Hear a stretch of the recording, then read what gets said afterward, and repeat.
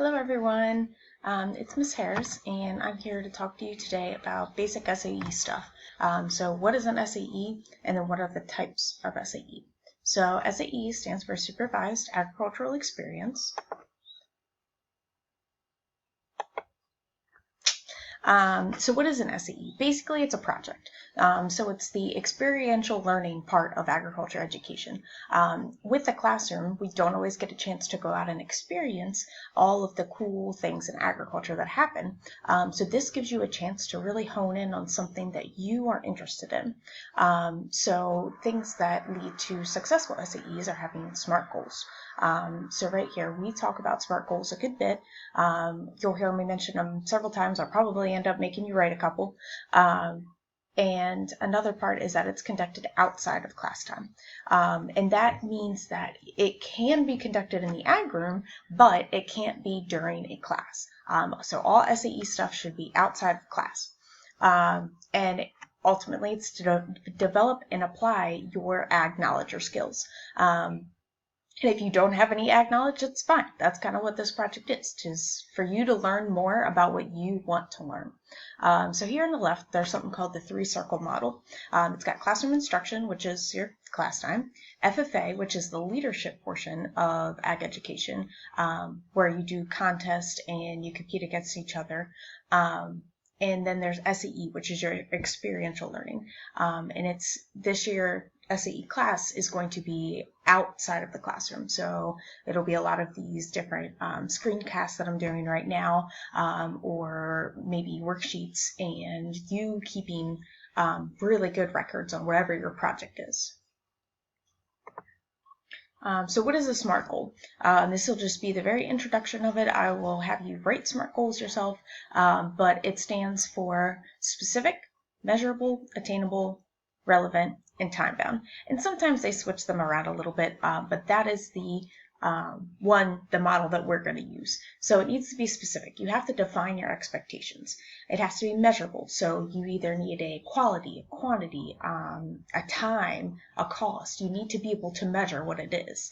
It needs to be attainable. So you have to create it challenging, but you don't want to create such a big goal that you can't achieve it.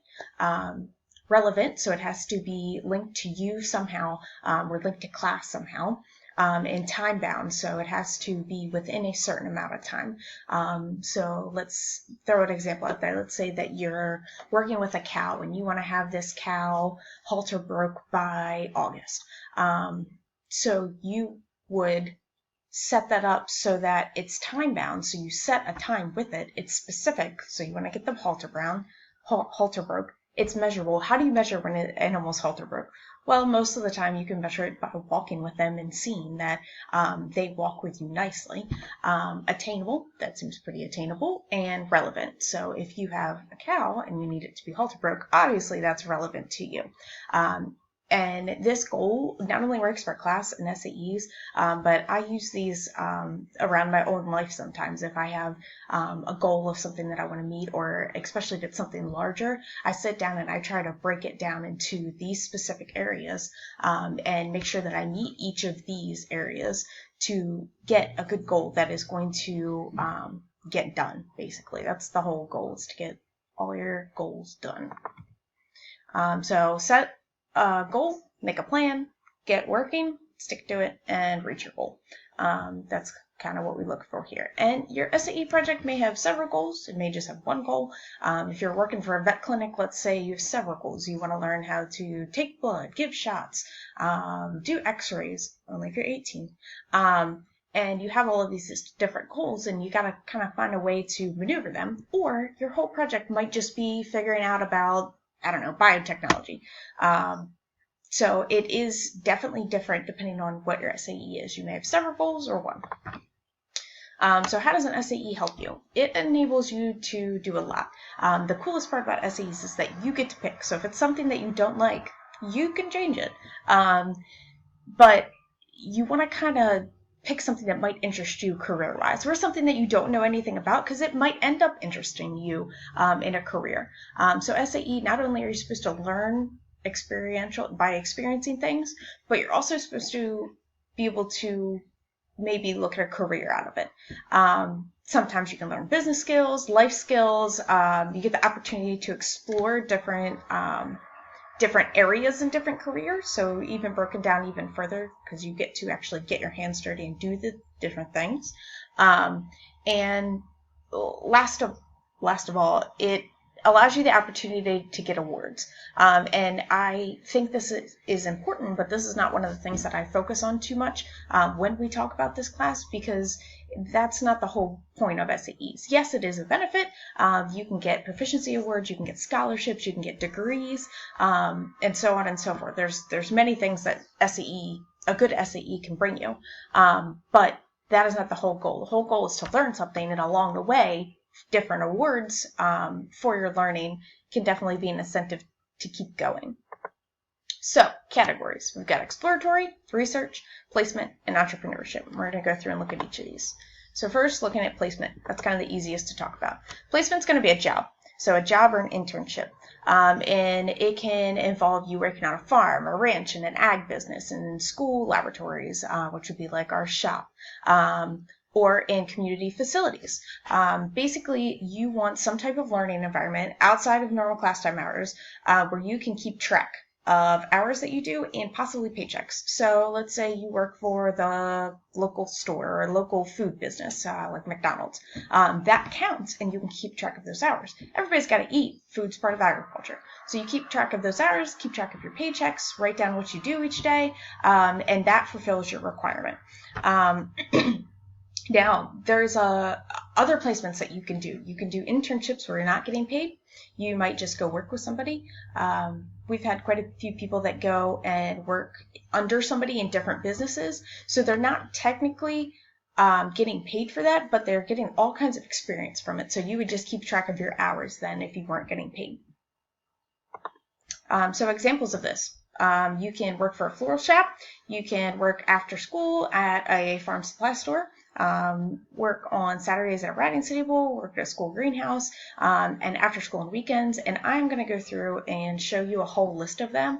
I'm not going to read them all to you, but there's a list that they break down, and they break it down by like power and machinery, animal, plants, wildlife, forestry. They break it down into different sections, so you can be like, oh, I really want to work with animals and I want to have a placement, and they have a list of things under animal placement that you could possibly look into. So I'll show you that after, and I'll upload that. So entrepreneurship, this is you owning a business. That business might be one cow, that business might be a garden, it might be a small business, but it's you owning a business. So you plan, implement, operate, and assume financial risk of some type of agricultural business. So you own the materials and other required inputs. Now, I understand a lot of you guys are high schoolers. Maybe not all of you. Kidding. But you guys don't always have a ton of money. So there is options where your parents kind of give you the animal, give you the business, help you with the business, but you still keep track of all the finances.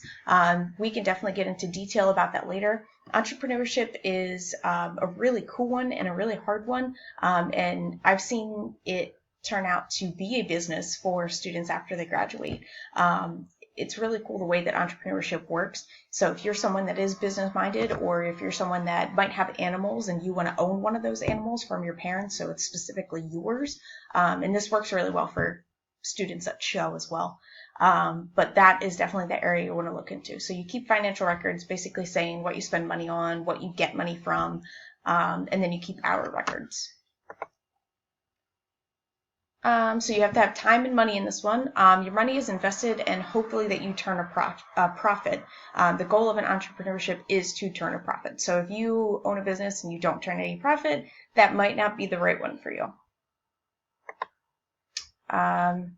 Examples of that: growing an acre of corn, operating a Christmas tree farm, growing bedding plants, owning and operating a lawn care service. And that sounds very complicated, but if you have a lawnmower, you can go around, mow lawn, buy the gas for the lawnmower, and, the stuff for the oil changes and stuff, and mow more lawns, and that counts as a business technically. Or if you have like a group of people that grow crop or poinsettias, they can all have different SAEs on that same thing. And last is exploratory. So exploratory is an interesting one. That is kind of the catch-all one, and I like to break exploratory down into two main areas. Community, which is going to be like you working in the community for something, doing community service, or doing an improvement in the community in some way. Or school-based. So school-based is like we had trot in the classroom, and I pulled aside 4 students and I said, hey, why don't you guys keep track of the trowel, and you can do that as an SAE, and that's what they did. I've had other students that come in and they work on lawnmowers, and they're technically doing it in school, not during class time, but they're doing it in school, and that still counts as an SAE. If we want to get chickens, we have rabbit huts. I mean, there's all these options where you can use the school facilities, but it can't be done during a technical ag class time. So like if you're in animal science and you want to go take care of your rabbits, that doesn't count. It needs to be outside of class time. But that would count as exploratory. Like I said, it's kind of a catch-all. If you don't know about any of this and you're like, oh, hey, I want to research about being a milk truck driver, then you would do an exploratory project on that, and you have to create something like maybe a poster board, or maybe like you'd show me all your notes that you wrote. And that's where you can get into having multiple SAEs, because you might start one, only do it for a week, and then close it out. But remember, you have to have at least 2 hours a week on your SAE. And if you have an SAE that you only do every other week, you need to find something to fill that time on that week that you're not doing them. So examples of exploratory: observing or assisting a florist, growing plants in a milk jug greenhouse, assisting on a horse farm for a day. You can see that these are very short. Exploratories are not meant to be year-long projects. Or going and interviewing an agricultural loan officer in a bank. So that would be like going to First Citizens and talking to the person there that deals with the agricultural loans. All right. Oh, did I say last one? This is the last one. Research SAEs. So research is where you create and you literally do research on something. So it might be how much sunlight a plant can get and how it affects the growth. It might be feeding your animal different foods. Any type of research you can possibly think of that has to do with ag, which is a ton. So you would choose some type of problem or something that you're interested in. You would set up a methodology, which is just like, this is how I'm going to do it. You would do the research and then you would do a conclusion.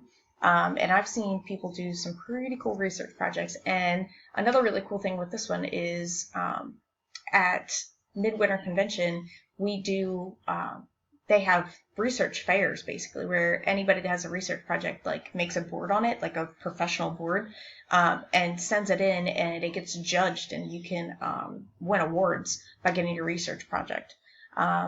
So there is a ton of different things you could do with research ones. And those are pretty self-explanatory. People know what research is most of the time, especially if you've taken any classes like chemistry or biology classes. They tend to teach you what research is.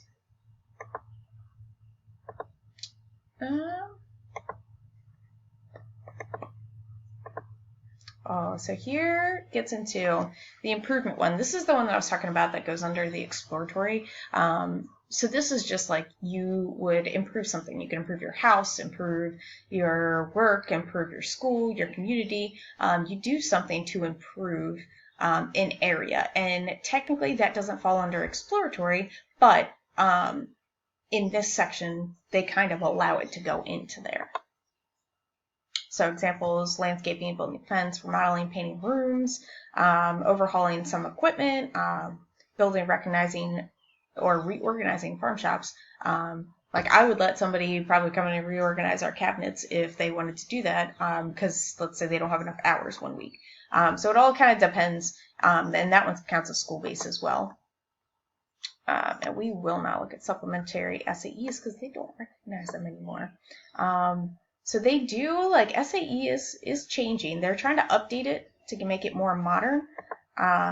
So sometimes you get these SAEs that are a little different. And then this is the SAE project examples. And like I said, I will show you guys what this is later on and let you go through and look at them. But it's got all, look, we're in environmental, and it's got exploratory, entrepreneurship. Well, now we're in animals placement. research, it's got